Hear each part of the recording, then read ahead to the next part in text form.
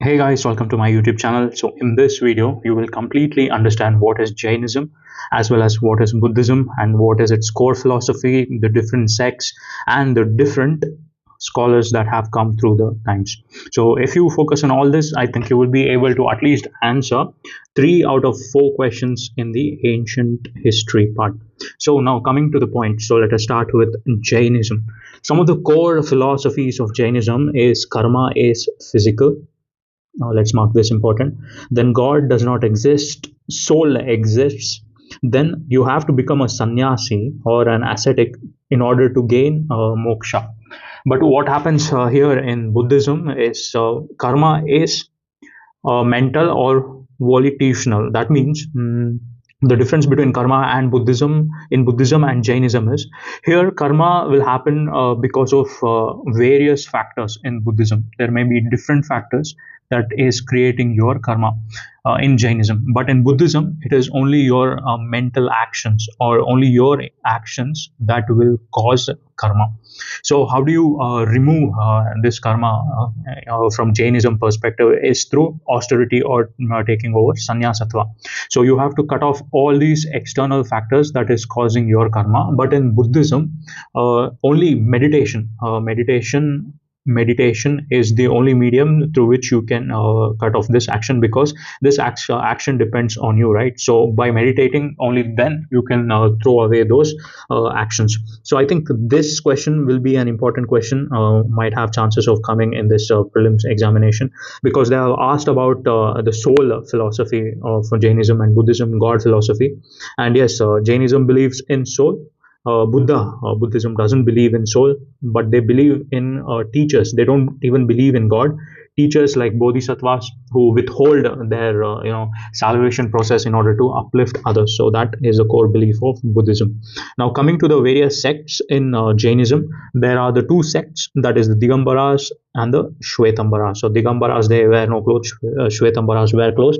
And now the major difference is Digambaras believe that women cannot attain salvation, whereas Shwetambaras believe that women can attain salvation. So there are different subsects when it comes to Digambaras. Tarnapanti, Terapanti, and in Shwetambara I have Murti, Pujaka, Stanaka, Vasi, Terapanti. So Terapanti Digambara, Terapanti Shwetambara. So these two sects are similar here. Again, when you come to Digambaras, there are some of the books that are important, or literature. Samayasara, Niyamasara, Panchastikaya. So all these were written by Acharya Kunda. When you come to the Shwetambara parts, Agamas form an important part of the Shwetambara literature. Then Akaranya Sutra, Sutra Kratanga, and Kalpa Sutras. So these form important literatures of Shwetambaras. Aptamimamsa, Sarvartha Siddhi. So Aptamimamsa is written by Samanthabhadra and Sarvartha Siddhi is written by Pujyapada. So this becomes an important literature source of the Digambaras. So if you can remember all this, right? So you will be asked in the question like which of these literature belong to the Digambaras or which of these belong to the Shwetambaras, then you will be able to answer such questions. So then Nandi Sutra written by Anuyoga the Vara, Yoga Shastras written by Hemachandra. So just remember this will be very important. So when you further look into various scholars in Jainism, Umaswati, Tatvarata Sutras, Kunda, he is a Digambara as mentioned earlier. Acharya Kunda wrote these 3 literatures. Then Haribhadra Suri, Anekat Jaya Pataka, Siddha Sena Divakara, Sannamati Taraka, Hemachandra Suri, he was a Shwetambara, and also he was under Kumarapala, a king of the Chalukyan dynasty. Acharya Harisena, he was a court poet of Samudragupta.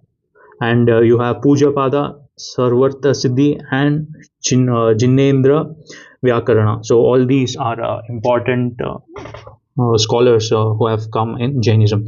Now when you look at Buddhism had 3 major sects.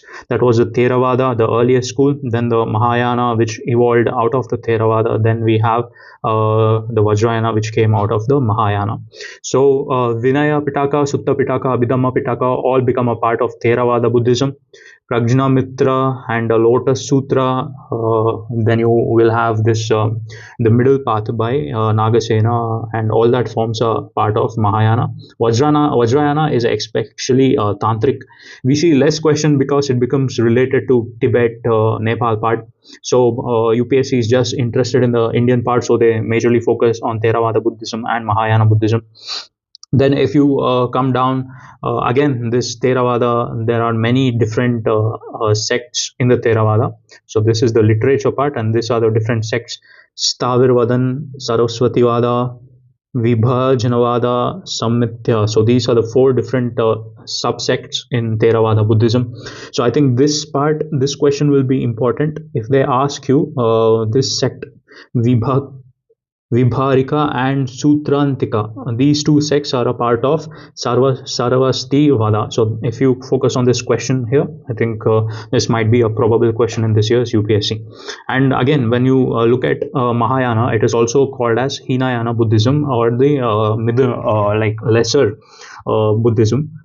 Here, what happens is Theravada, they want to become Arihant, right? Arihant is like the supreme being who has been liberated out of all the miseries in the world. But Mahayana focuses on becoming bodhisattvas. They are like people who want to stay back on earth and help other people who are caught in this realm to get moksha. So Vajrayana, there is no specific leader. It is like you use the tantras and everything and you get liberated. So Hinayana Buddhism was supported by Ashoka. So this is an important point to be remembered. So now coming to the scholars of Buddhism, this is like before Christ, before Common Era. Mahakashyapa, the first Buddhist council, Ananda, he allowed women into the Buddhist practices. Then Upali, he was the one who helped in compilation of Vinaya Pitaka. Now after birth of Christ, that is the Common Era, we have Nagarjuna, Madhyamaka. So this was an offset of Mahayana Buddhism. Asanga, Yogacara, this is also an offset of Mahayana Buddhism. So these two are important, what we call Mahayana Buddhists. So just keep them in your mind. Then we have Diganaga, one of the most remarkable, people who talked about Buddhism. Then we have Dharmakirti, Buddha Ghosha. Buddha Ghosha wrote Vishuddhi Maga. So it is a part of Theravada, and it is a manual for Theravada Buddhism. So this is it. Major questions regarding Jainism and Buddhism. If you look at previous years PYQs, right, there were a lot of questions focused on this part of Buddhism. So I believe at least in this year you can see two questions coming up from this part. So please do dig deep, go through your notes also, and be ready for prelims. Thank you. See you in my next vlog. Please do hit that subscribe button. Bye bye.